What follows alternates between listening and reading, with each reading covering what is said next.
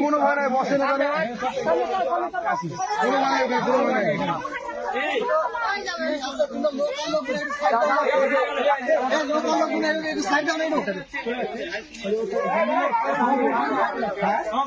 থামেন দাদা, একটু আপনাদের সাথে কিভাবে কি করেছে একটু বলেন।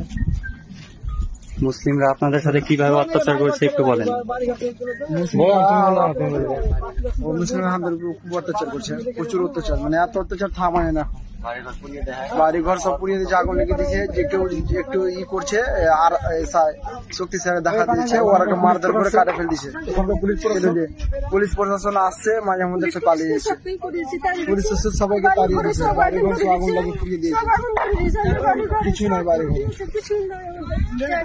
থাকার মতন জায়গা নেই, এমন অবস্থা করেছে আমাদের।